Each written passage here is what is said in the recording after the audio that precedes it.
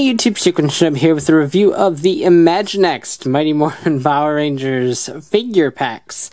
That's a really vague way of putting it, but these are available in 3 different 2-packs and 1 different 3-pack.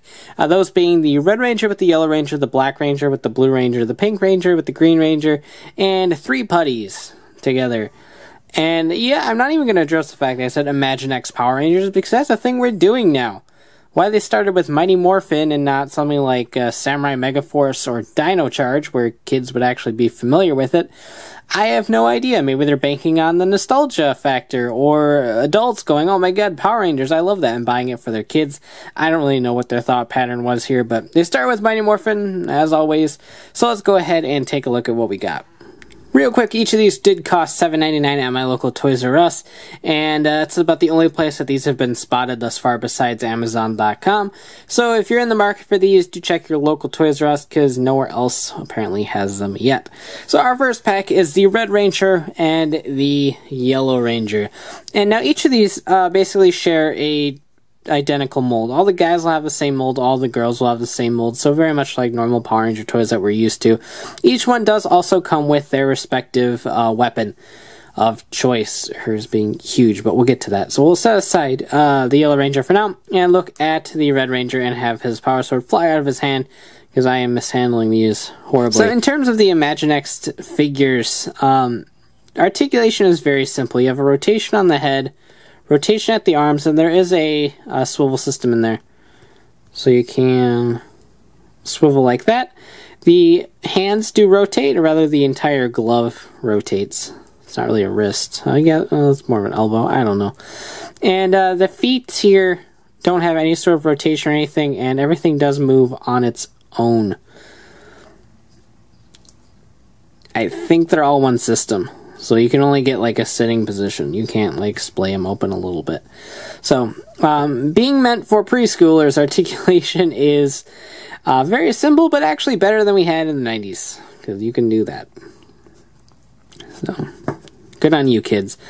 But as always, you can just attach the sword or whatever weapon to their hand, just like so, and kind of tilt it however you want. You can get some pretty kind of minute poses here, but it works. And the suits itself are actually kind of more stylized after the movie as opposed to the show. It's kind of a blend of the two. Obviously, by looking at it, you're like, oh, it's a show. But when you start looking at the details of the suits, there's some armor going on there. So it's like these are actually styled after the movie Rangers. So they're kind of this nice little blend of the two different versions of the Mighty Morphin Power Rangers. Now here is the girl mold, which is the same level of articulation, same points, except obviously it is much thinner and looks like a girl. That is really the only difference of these. So proportion-wise, those are vastly different. The guys are pretty chunky compared to the girls. And her power daggers are huge. Like, these aren't even daggers anymore. These are like power broadswords. Which is absolutely insane. I mean, when you look at these compared to they're the same size as the power sword. Her power daggers are the same size as the power sword. Y'all's got some issues there, Trini. Do we need to have a talk? I don't know, but you can go ahead and flip these around and have her backhand one of them. But again, being the size of frickin' swords, backhanding does look a little weird. But there you go. So there is the Red Ranger and the Yellow Ranger. Our next set is 2 dudes, the Black Ranger and the Blue Ranger. The Black Ranger is right here, done up pretty good. I do like the head sculpts on these. They're a nice little cartoonish take on the Mighty Morphin helmets that I do enjoy. The power axe is very impressively big. Impressively is the word I'm looking for. But that is right here, and I do like the way that it looks. Now, these weapons aren't fully detailed. They're missing some emblems and stuff, but they do definitely get the job done and are actually better painted than Bandai America weapons, really. So I'll give him props for that. So he can hold the axe. It covers him most of the time. Whatever pose you're trying to get him in, it's really big, and it is making him a little bit top heavy. But you can actually zip it around, and he can hold it in the gun mode, which definitely makes him top heavy. So I would just recommend holding him in the axe mode. But it is cool that you can do that at least. You can almost touch the ground with it. He is a mighty lumberjack. But here is the Blue Ranger. His power lances don't connect. There's no pegs or anything to connect them. So he is stuck with 2 power tridents, I guess. Power tuning forks. I don't know what you want to say.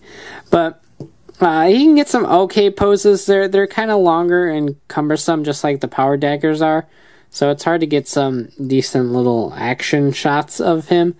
But it's definitely cool. And again, a nice little rendition of the helmet up there. So pretty cool little figures. And of course, here are Lovebirds Kimberly and Tommy. And yeah, we'll get to Tommy. We'll get to him. We'll get to him. Here is Kim, female mold. Helmet is alright, but given the detail that's in the other Rangers' helmets, she really got the bottom of the barrel in terms of helmet design. There's no white on her helmet at all. No eyes colored in on the dinosaur. No nothing. So her helmet design is definitely a letdown for sure. And even furthermore, her bow is really all sorts of weird. It is very long. You're looking at if this is human scale, she's using a longbow basically. So there's that, and then the fact that there's an arrow preloaded, which is fine, I guess. But it prevents her from actually holding the bow. She can't hold anywhere on the bow to actually hold the thing. To get it into a moderate position to where it looks like she's kind of holding the bow, you have to get her to hold the arrow, like the shaft of the arrow right there, and just kind of wing it around like that, and get in a position where you can kind of fool your eye into thinking she's holding the bow. So that is definitely really annoying. There's no reason that the arrow needed to be there by any means. They could have just saved themselves some plastic and made the bow. I don't know if the arrow being in there is something that tested well with kids or whatever, but there's no way for her to hold it. I got her to hold it down there. That's amazing. That's a feat in itself. I wasn't able to do that before. But I mean, even then, that's not how you hold a bow. So it is what it is. I'm more or less just really disappointed in the Pink Ranger altogether. Speaking of disappointments, here is the Green Ranger. Here is his Dragon Dagger, which again is the length of the Power Sword.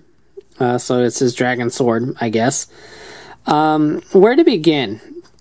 And the obvious one, the fact that he has no armor. So they just totally took the same dude mold, colored it green, and we're like, here's the Green Ranger, even though he always has armor. So this is the Green Ranger without his armor. You got the silver stripe up there, which is, I don't really care either way about the silver stripe, but that definitely ticked a lot of people off when they first saw this little Imaginext figure. Stripe's not supposed to be there. This isn't your market, guys.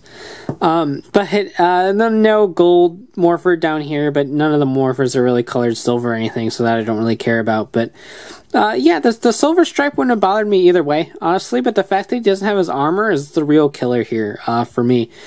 The real kicker is that when eventually I buy it and take a look at the huge Megazord that they're releasing, the Megazord comes with armored versions of red and black. There's no way to get an armored green. So it's a really weird choice. I don't know if they're saving it for a wave 2 or something, pack green with white or something maybe. I don't know, but there's no way to get a armored green in the Imaginext line right now. And that is just sort of mind-boggling. But whatever, I guess you can give his long Dragon Dagger to one of the bigger figures or something, but I don't know. This pack in general is just really kind of disappointing. And finally, you can buy a pack with 3 putties for the same price as 2 Rangers, which is kind of weird, but I guess the 2 sets of weapons that would be included are the cost of 1 figure or something. I don't know. But regardless, you get a pack of 3 putties, which I think is definitely really cool. I mean, if you bought a kid the pack of 3 putties and a pack of Rangers, you would have 2 Rangers versus 3 putties, which looks like a fairly realistic fight. And then the putties themselves, you can buy 2 packs of the putties, and now you have 6 Rangers, 6 putties. Cool. So I love the fact that they did something like this by making the little foot soldiers available in these big, like, army builder friendly packs, which is something that I kind of wish that Bandai America would do in some instances, just because sometimes army building is fun. I don't really do it, but I can see the appeal for displays.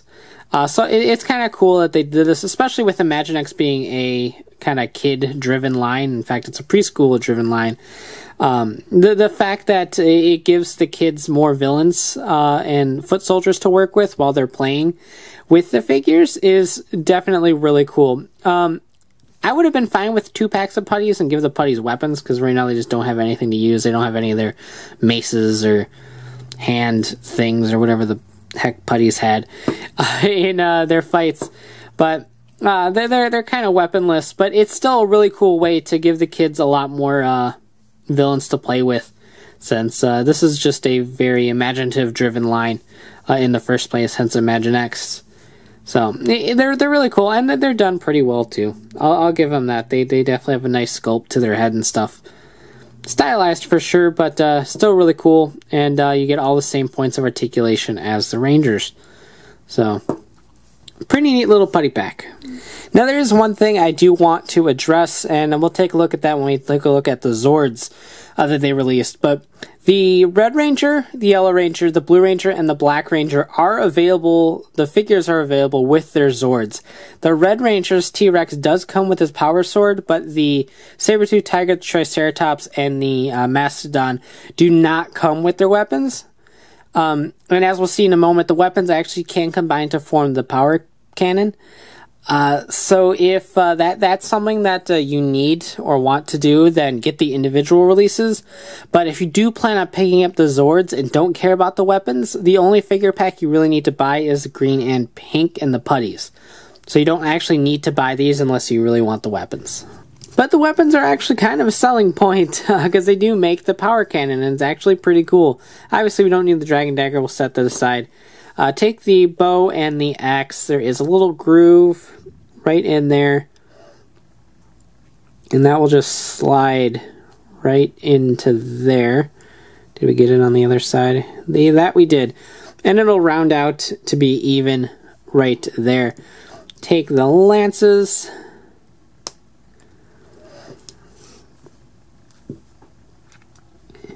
And those will sit right in there. Take the power daggers. Those will sit in these inside grooves. And as you can see, my power daggers are definitely very much tilted. But that is okay. Kind of level these out. Get it how you want. Wherever you kind of want to put the tips there. Just make sure that they're lined up. And then finally, you place the power sword right here and figure out where you want that. On this one, I like to bring it all the way back there because it gives the sword a little bit more depth up here. And here you have the power cannon.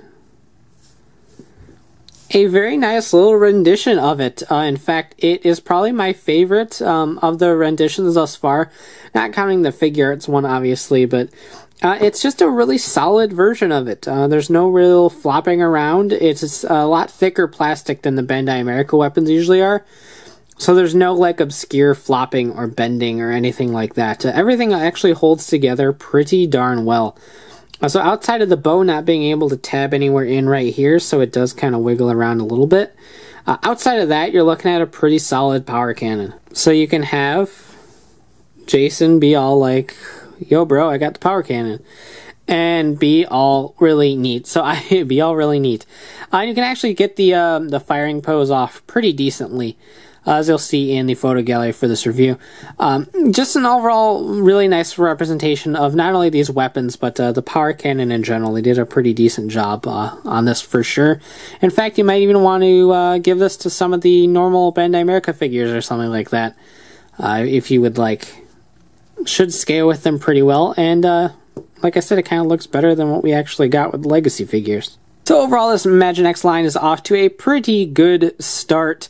Outside of the fact that the Pink Ranger just doesn't have that much detailing on her and the Green Ranger is just all sorts of a mess, I do actually like these figures quite a bit. Like I said earlier in the video, if you are planning on getting the Zords, you don't actually need to get the figure packs unless you want the weapons. But also, like I said, the weapons are a pretty nice selling point. They're a pretty decent size. They're nicely painted. In fact, better painted than some Bandai America weapons, and better quality than some of them too. The Putty Pack is definitely a must get, regardless of whether you get the figure packs or the Zords. It's just really cool to have them in a nice way for the kids to have a lot of villains to play with. So they definitely nailed this line quite well. Like I said, I'm not sure why they started with Mighty Morphin instead of, Dino Charge.